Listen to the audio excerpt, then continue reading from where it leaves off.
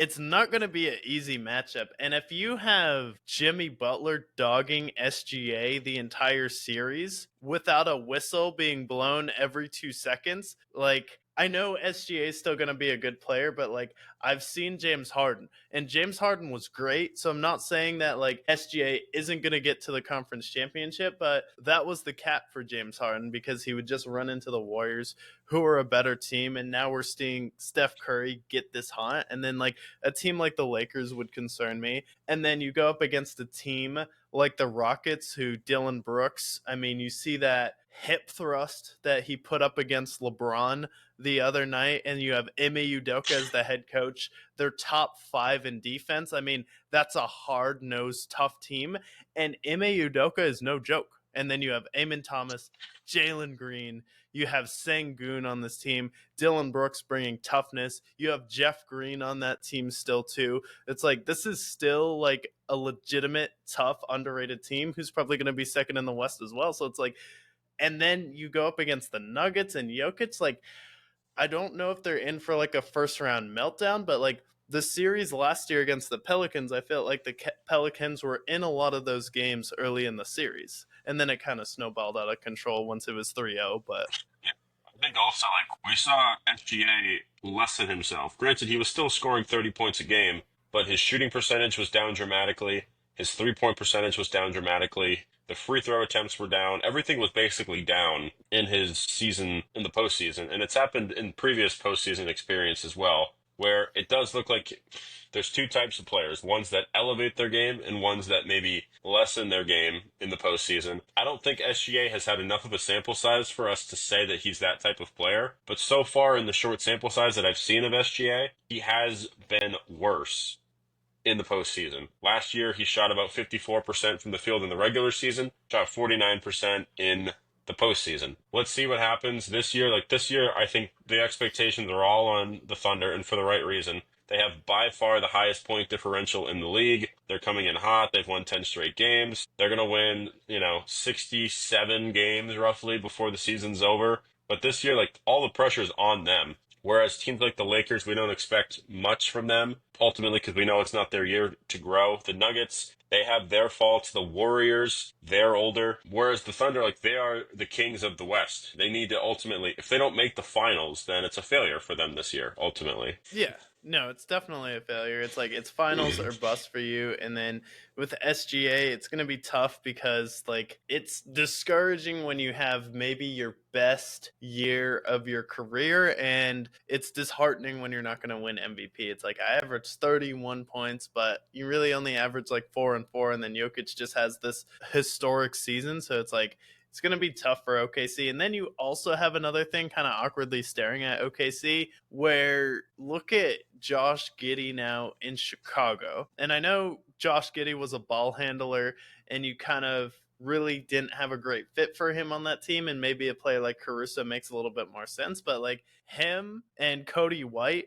since the All-Star break, like the Bulls have been a legit team, I believe. Like Cody White is averaging 26 points a game since the All-Star break. Josh Giddey's averaging over 20 points a game and 10 assists. And that Bulls team's now a really fun team, and Josh Giddey's kind of pushing the envelope there. So like now it kind of looks like a deal that made sense, but Caruso's been fine for you this year, but he hasn't been a game changer yet, the same way Josh Giddey has been for Chicago. So it seems like Chicago kind of won that trade as well. It seems like the Alex Caruso that they were expecting who ultimately like was a guy that came off the bench, played some tough defense, and caused a spark for them.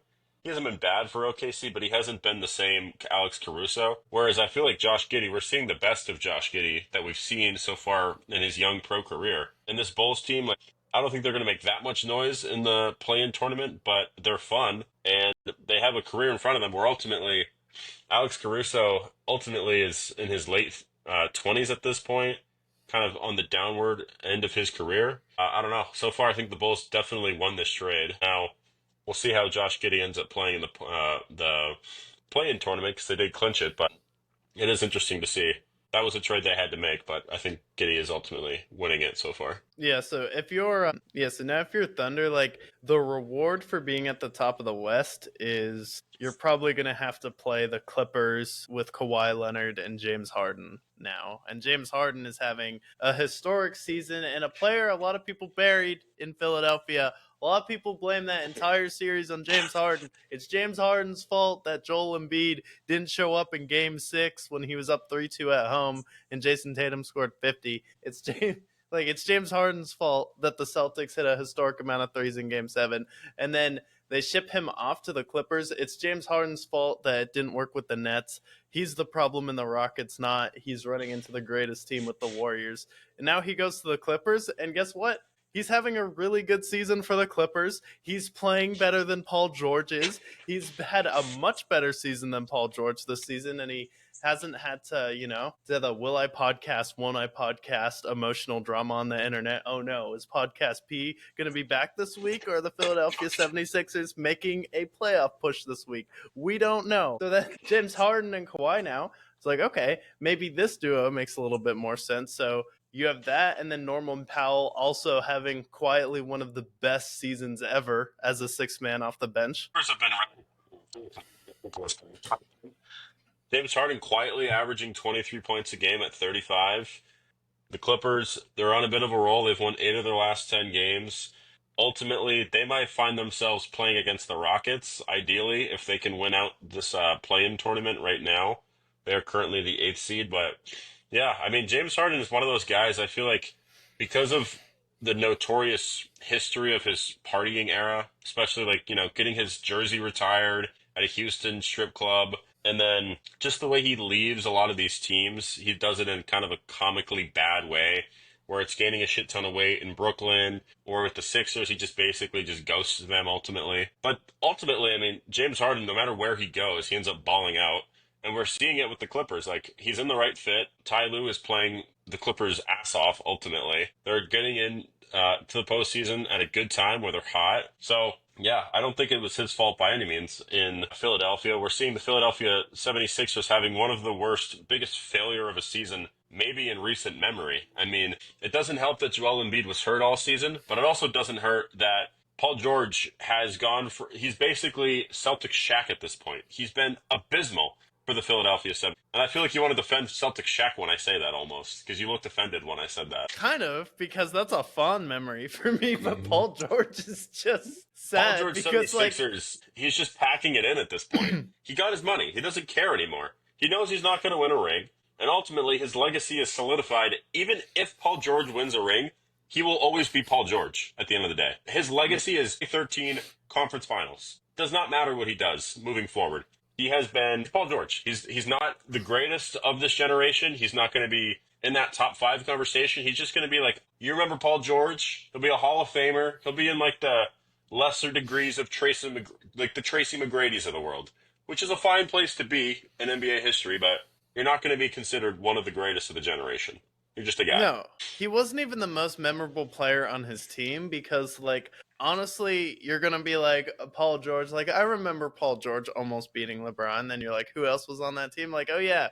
Remembered when we all bullied Roy Hibbert out of the NBA? As a collective community, the NBA and all of their fans, everyone in the media, even some of the players, China even stepped in and decided to throw some bots in there to create some memes. And we all bullied Roy Hibbert out of the NBA and he left. And then people are also going to be like, oh, yeah. And then Lance Stevenson was blowing in LeBron's ear. And that is what you're going to think of when you think of Paul George. Yeah, and honestly, when I think about the Pacers team that I remember, who is the one that's on the Nicki Minaj song?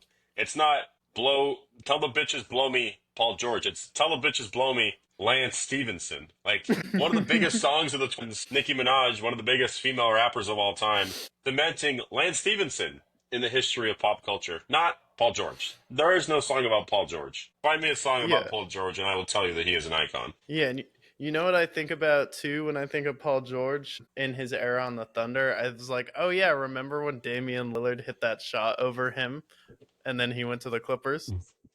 Yeah, exactly. I think about the Clippers blowing 3-1 leads. I think about basically him abandoning Russell Westbrook Like that's his era in OKC is signing with them and then demanding a trade to go to play with Kawhi, and then Kawhi basically like breaking up with him for them to have Harden. So like he's always been a guy that ultimately I'm not going to look back on with fond memories, I feel, because ultimately when I think about like playoff chokers, I think about Paul George ultimately. Yeah.